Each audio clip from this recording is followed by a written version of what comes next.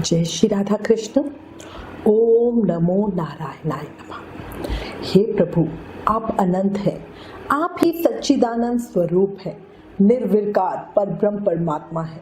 आप हम पर दया करें ना, सदैव आपकी भक्ति कृपा और आशीर्वाद हम सब पर बने रहे। बोलो लक्ष्मी नारायण भगवान की जय। हर घर के आंगन में तुलसी, तुलसी बड़ी महान है। जिस घर में ये तुलसी रहती वो घर स्वर्ग समान है।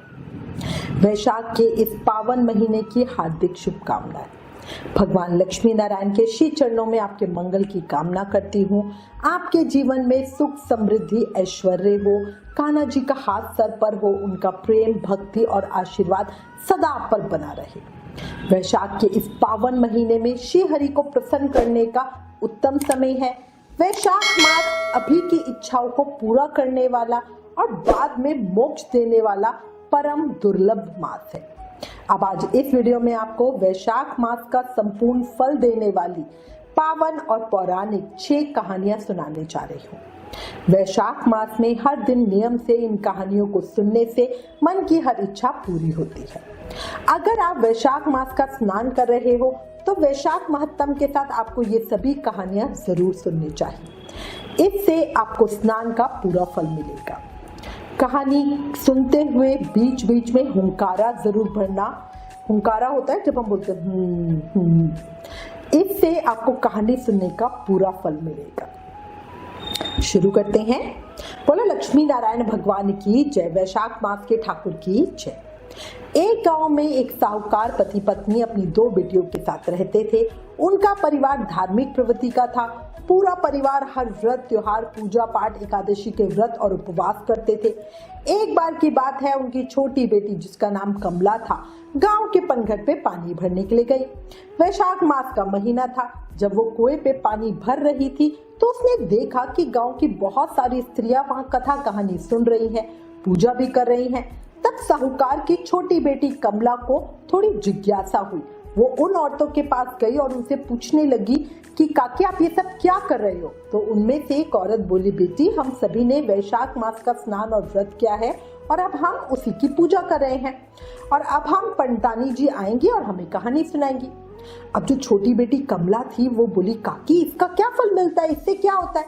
तो काकी बोली, बेटी कमला वैशाख मास का स्नान और व्रत करने से सारे पाप धुल जाते हैं, घर में अन्न धन के भंडार भर जाते हैं, कुंवारी लड़कियों के ब्याह हो जाते हैं, निर्संतानों को संतान मिलती है और बुजुर्गों को बैकुंठ का वास मिलता है।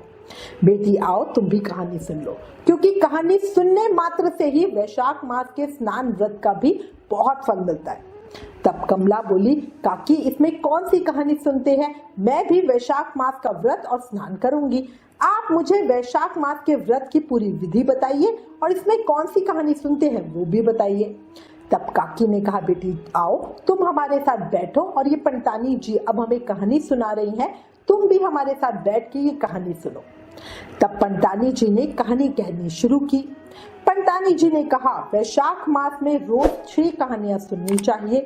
सबसे पहले गणेश जी की कहानी, फिर तुलसी जी की कहानी, फिर सूर्य नारायण भगवान की कहानी और उसके बाद वैशाख की कहानी सुने, पीपल पथवारी की कहानी सुने। उसके बाद पंडितानी जी ने सबसे पहले गणेश जी की कहानी सुनाई। गणेश जी की कहानी इस प्रकार से है।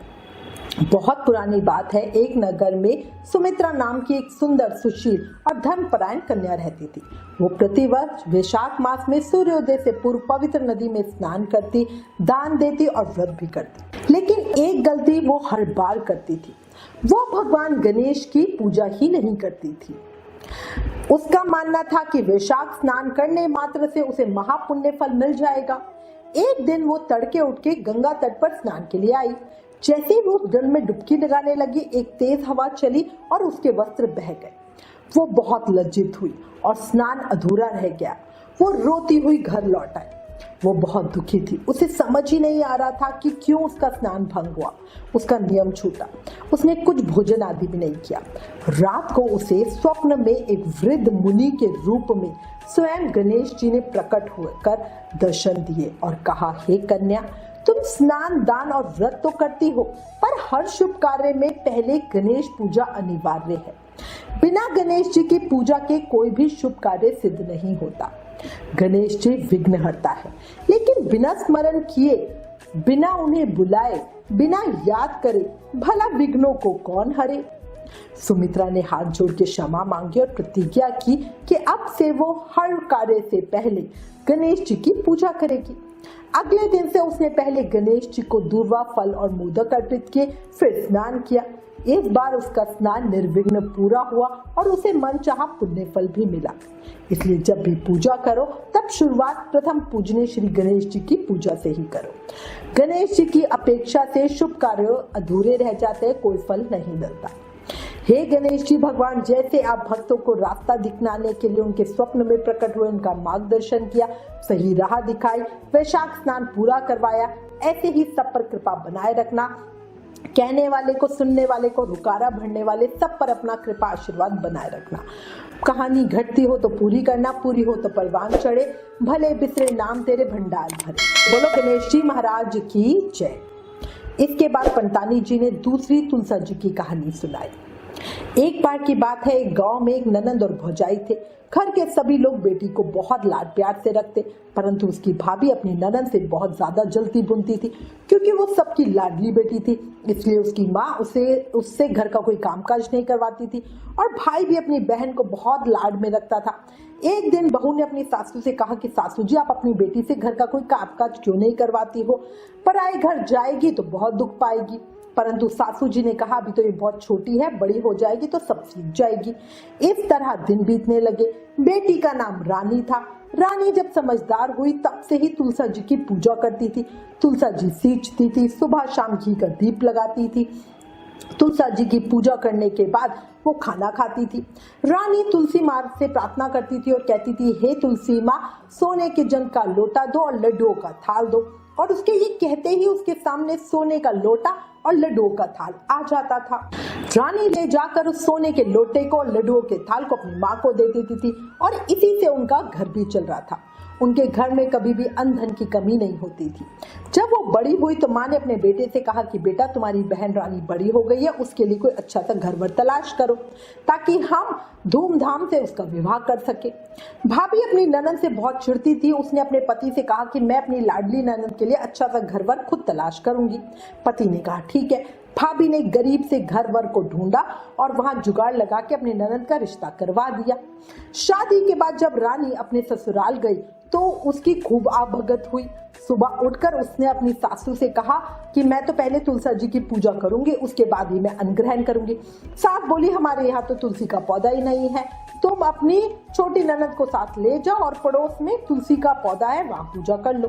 रानी अपनी ननद के साथ पड़ोस में तुलसी पूजा ले गई। रानी ने तुलसा जी की पूजा की और वही मांगा जो वो हमेशा मांगती थी। सोने के लोटे में जल दो और लड्डुओं का थाल दो। दोनों चीजें उसके सामने आ गई। रानी ने वो लोटा और लड्डुओं का थाल वही पड़ोसन को पाँव छूकर दे दिया। पड़ोसन तो बड़ी खुश हुई, भाई अन्न धन किसको बुरा लगता है। उसने कहा, तुम तो रोज पूजा करने यहाँ जाया करो। जब वो पूजा करके वापस घर गई तो ननद ने अपनी माँ को पूरी बात बता दी। सास गुस्से में लाल पीली हो गई और उसने कहा, अच्छा अब देखती हूँ कि ये कल कैसे तुलसी पूजा करने पड़ोस में जाती है। सुबह वापस बहू ने सास से तुलसी पूजा के लिए कहा तो सास पहले से ही गुस्से में बैठी हुई थी और उसने कहा, कोई पूजा वूजा नहीं होगी, चलो काम पर लग जाओ। रानी बहुत दुखी हुई। उस दिन उसने कुछ भी नहीं खाया। इस तरह, क्योंकि उसका नियम था, नियम पूरा नहीं करेगी तो कुछ नहीं खाएगी। इस तरह 45 दिन निकल गए और वो भूखी प्यासी ही रही। एक दिन रात को तुलसी माँ ने उसे दर्शन देकर कहा कि बेटी उठो, आजकल तुम मुझे सूझती नहीं हो, मेरी पूजा पाठ भी नहीं करती हो, दिया बाती भी नहीं करती हो। तो रानी ने कहा, माँ मैं क्या करूँ, मेरे ससुराल में तो तुलसी का पौधा ही नहीं है, तो मैं कैसे करूँ। तब तुलसी महारानी ने कहा कि तुम उठो, घर के आंगन में देखो, वहाँ तुलसी का पौधा आ गया है। उसके बाद रानी को गहरी नींद आ गई। सुबह रानी जब सोकर उठी तो उसे अपने स्वप्न वाली बात याद आई। वो सबसे पहले नहा धोकर आंगन में देखने गई तो वहाँ हरा भरा तुलसी का पौधा था जिसकी हर लड़ में सोने और मोती लटक रहे थे। वो बहुत खुश हुई और पूजा की थाली जल्दी से लेकर आई। जल से तुलसी जी को सींचा, घी का दीप लगाया, परिक्रमा की, प्रार्थना की और बोली, हे माँ, सोने के लोटे में जल दो, लड्डुअन का थाल दो। तुरंत उसके आगे वो दोनों चीजें आ गई। बहू ने ले जाकर वो दोनों चीजें अपनी सास को पाव छूकर दे दी। सास चकित रह गई और पूछा ये सब कहाँ से आए। तब बहू ने पूरी बात बताई। सास ने आंगन में जाकर देखा तो उसका आंगन तुलसी के पौधे से जगमगा रहा था। तुलसी क्यारियों में सोने मोती के लटक रहे थे और उसका घर महल में बदल गया था। सासू को अपनी गलती पे बहुत शर्मिंदगी हुई। सास बहू के पैर पड़ने लगी तो बहू ने कहा, सासू माँ उल्टी गंगा क्यों बहाती हो, मैं आपके पाँव लगूंगी, आप तुलसी माँ के पाँव लगना। तब दोनों सास बहू और ननद रोज तुलसी माँ की पूजा करने लगी, तुलसी सींचने लगे और तुलसी जी की कहानी सुनने लगे। तो हे तुलसी माता, जैसे आप रानी के ऊपर प्रसन्न हुई वैसे ही सबके ऊपर होना। इस कहानी को कहते सुनता हुकारा भरते सब पर कृपा बनाए रखना।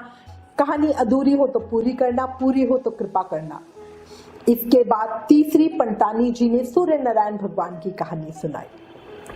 प्राचीन काल की बात है, काशी नगरी में सुदाना नामक एक निर्धन ब्राह्मण रहता था। वो अत्यंत धार्मिक और कर्मनिष्ठ था, किंतु भाग्यवश उसे जीवन में अनेक कष्टों का सामना करना पड़ा।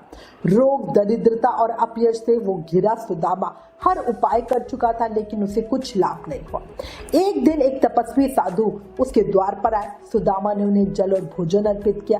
साधु प्रसन्न हुए और बोले, तुम्हारे दुखों का निवारण केवल सूर्य नारायण भगवान की उपासना से ही संभव है। विशेषकर वैशाख मास में यदि तुम प्रातः काल सूर्योदय से पहले स्नान करके सूर्य देव को अर्घ दोगे, ओम सूर्याय नमः इस मंत्र का जाप करोगे और लाल पुष्प चढ़ाओगे तो समस्त कष्ट दूर हो जाएंगे। सुदामा ने साधु की बात मानकर वैशाख मास में नियम पूर्वक सूर्य पूजा प्रारंभ की। वो प्रतिदिन सूर्योदय से पहले उठता, स्नान करता, स्वच्छ कपड़े पहनता और ताम्र पात्र में जल भरकर सूर्य देव को अर्घ देता। साथ ही आदित्य हृदय स्तोत्र का पाठ करता और गुड़ गेहूं का दान करता। कुछ ही दिनों में चमत्कारी परिवर्तन हुआ। उसका शरीर स्वस्थ हो गया, घर में अन्न के भंडारे भर गए, उसे यश ही यश प्राप्त होने लगा। सूर्य देव केवल प्रकाश और ऊर्जा के ही देवता नहीं है, बल्कि जीवन, स्वार्थ और समृद्धि के भी प्रतीक है। उनकी आराधना से आत्मबल, तेज और सफलता मिलती है। वैशाख मास में सूर्य नारायण की उपासना बहुत फलकारी होती है। इसीलिए ही कहा जाता है, सूर्य उपासना से ही जीवन में उगता है सौभाग्य का सूरज। अगर आप भी अपने जीवन में सौभाग्य का सूरज चाहते हो तो नियम से, प्रेम से, भाव से सूर्य देव की पूजा जरूर करना। और हे सूर्य देव भगवान, जैसे आपने ब्राह्मण पर कृपा करी वैसे ही इस कहानी को कहते सुनते हुकारा भरते सबके ऊपर कृपा बनाए रखना, सबके मन की इच्छा पूरी करना। इसके बाद चौथी ब्राह्मणी ने वैशाख मास की एक पौराणिक कहानी सुनाई। प्राचीन समय की बात है, मदनपुर नामक नगर में एक धनी व्यक्ति रहता था जिसका नाम था विशंभर। उसके पास धन, वैभव और प्रतिष्ठा की कोई कमी नहीं थी, लेकिन वो अत्यंत घमंडी और अधर्मी था। वो ना तो दान करता था और ना ही किसी तीर्थ या पुण्य कार्य में विश्वास रखता था। एक बार वैशाख मास आया। नगर के सभी लोग ब्रह्म मुहूर्त में उठकर पवित्र नदी में स्नान करने, दान देने और भगवान विष्णु की पूजा में लग गए। सब ने विशंभर को केवल सलाह दी कि वो इस पुण्य मास में स्नान करे, पर उसने मजाक करते हुए कहा कि इन सब करने से कुछ नहीं होता, वो सब समय बर्बादी की काम है ये सारे। उसी रात विशंभर को सपने में यमदूतों के दर्शन हुए। वो उसे ले जाने आए थे। घबराकर उसने प्रार्थना की कि मुझे एक मौका दो, एक मौका दो। तभी एक दिव्य पुरुष प्रकट हुए और उन्होंने कहा, हे विशंभर, वैशाख मास में जिसमें स्नान, दान, जप और भक्ति से समस्त पाप नष्ट हो जाते, यदि तू सच्चे मन से प्रायश्चित कर इस मास के बचे हुए दिनों में स्नान करेगा तो तुझे मोक्ष की प्राप्ति होगी। सुबह होते ही विशंभर बदल गया। उसने नदी में स्नान किया, निर्धनों को अन्न वस्त्र का दान दिया और भगवान विष्णु की भक्ति में लीन हो गया। वैशाख पूर्णिमा तक उसने पूरे नियमों का अच्छे से पालन किया। मृत्यु के समय विष्णु दूत उसे लेने आए और उसे बैकुंठ लोक की प्राप्ति हुई। इस कथा से हमें शिक्षा मिलती है, वैशाख मास में स्नान और पुण्य कर्म करने से पाप नष्ट होते हैं, आत्मा शुद्ध होती है और मोक्ष प्राप्त होता है। ये महीना स्वयं नारायण को प्रिय है। बोलो वैशाख मास के ठाकुर की जय। इसके बाद पंतानी जी ने पीपल पतवारी की कहानी सुनाई। बहुत समय की बात है, किसी गांव में एक सास बहू रहते थे। वो गुजरी थे कि एक दिन सास ने अपनी बहू से कहा कि दूध दही बेचने जा। अब वो दूध दही बेचने तो निकल पड़ी तो उसने देखा औरतें पीपल पतवारी सींच रही है। उसने उन औरतों से पूछा कि तुम लोग क्या कर रही हो? तो उन औरतों ने कहा हम तो पीपल पतवारी सींच रहे हैं। वैशाख मास में पीपल पतवारी सींचने से घर में अंधन होता है, पुत्र होता है, बिछड़ों का मिलन होता है, निसंतानों को संतान मिलती है, कुंवारों का ब्याह होता है।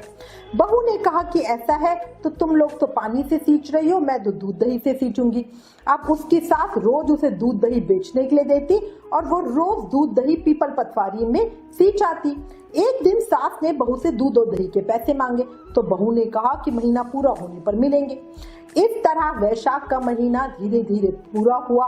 बहू ने खूब पूजा पाठ ध्यान जप किया। अब पूर्णिमा का दिन आया तो सास ने बहू को बोला कि आज दूध और दही बेच के सबके पैसे लेकर आना, पूरा महीना हो गया है। बहू पीपल पतवारी के पास जाके बैठ गई और सोचने लगी कि अगर घर गई तो सास रुपए मांगेगी और मैं रुपए कहाँ से दूंगी। इसी सोच में वो बैठे बैठे सुबह से दोपहर, दोपहर से शाम हो गई। पतवारी माता ने कहा कि गुजरी आज तू घर क्यों नहीं जाती है? तो गुजरी ने कहा कि मैं घर कैसे जाऊं, मेरी सास मेरे से दूध और दही के पैसे मांग रही है, दूध और दही तो मैं आपको चढ़ा देती थी, अब मैं अपनी सास को पैसे कहाँ से दूं?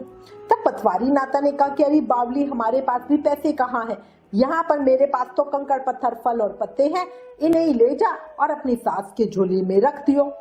अब उसने वही सारी झोली में भर ली और चली, रात होने वाली थी। बहू ने झोली में वहीं से कंकड़ पत्थर फल पत्ते वगैरह भर लिए और ले जाकर पैसे के बक्से में रख दिए और घर जाके चुपचाप सो गई।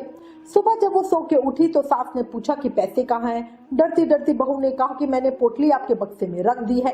सास अंदर गई, बक्सा खोला और पोटली को उलेड़ कर देखा तो उसमें सोने चांदी और हीरे मोती पड़े थे। सोने चांदी जगमगा रहे थे। सास ने बहू को बुलाकर पूछा कि इतना धन कहाँ से ले आई, कहीं से चुरा के लाई है क्या? राजा जी को पता चला तो खूब मार पड़ेगी और दुनिया देखेगी और हमारे ऊपर हंसेगी। बहू ने पूरी बात सास को बताई। सास ने कहा कि अगर ऐसी बात है तो अब तो हम दोनों ही वैशाख मास का स्नान और व्रत क्या करेंगे, पीपल पतवारी सींचेंगे। हे पीपल देवता, हे पतवारी माता, जैसे गुजरी को अंधन दिया वैसे ही सबको देना। इस कहानी को कहने वाले, सुनने वाले और हुकारा भरने वाले सबको देना। बोला वैशाख मास के ठाकुर की जय। इस प्रकार पंतानी जी ने सारी कहानियां सुनाई। सारी कहानियां सुनने के बाद कमला ने सबके साथ पूजा की और कुएं पर से पानी का घड़ा भरकर घर पहुंची तो उसके माँ और पिता ने कमला से कहा कि बेटी आज पानी लाने में तुम्हें इतनी देर क्यों हो गई? तब कमला ने कहा कि माँ पिताजी, जब मैं पनघट पे पानी भरने गई तो वहाँ की बहुत सारी औरतें वैशाख मास की कथा पूजा कर रही थी। उन्होंने कहा कि वैशाख मास में व्रत और स्नान का बहुत पुण्य फल मिलता है, इसलिए माँ पिताजी मैंने भी वैशाख मास के व्रत का निश्चय किया है। मैं उनसे वैशाख मास के व्रत की विधि और कहानी भी सुनकर आ रही हूँ। तब साहूकार पति पत्नी ने कहा कि बेटी, हम सभी वैशाख मास का स्नान और व्रत करेंगे, तुम हम सबको कहानी सुनाना, हम सब हुकारा भरेंगे। और उसी दिन से साहूकार पति पत्नी ने अपनी दोनों बेटियों के साथ वैशाख मास का स्नान व्रत किया। सभी रोज सूर्योदय से पहले गांव में नदी में स्नान करने जाते, फिर पूजा पाठ करते, कहानी सुनते और व्रत करे। महीना पूरा होने पर वैशाख पूर्णिमा के दिन उन्होंने ब्राह्मण जोड़े को भोजन कराया और दक्षिणा दी, तिलदान दिया और उद्यापन किया, जिससे दोनों बेटियों का विवाह अच्छे घरों में हुआ और सभी इस जीवन का सुख भोग कर वैकुंठ को प्राप्त हुए। हे भगवान विष्णु, जैसे आप उस साहूकार पति पत्नी के ऊपर खुश हुए, वैसे सबके ऊपर होना, कहने वाले को, सुनने वाले को, हुकारा भरने वाले सब पर कृपा बनाए रखना, अपना प्रेम आशीर्वाद देना, मन की इच्छाएं पूरी करना, जीवन में सुख शांति संपन्नता हो। बोलो वैशाख मास के ठाकुर की जय, लक्ष्मी नारायण भगवान की जय। अगर आपको ये वीडियो, ये कहानी पसंद आई तो प्लीज इसे ज्यादा से ज्यादा शेयर करके सबको वैशाख मास का प्रभाव बताओ। Please like, share and subscribe. Thank you. जय श्री राधा कृष्ण।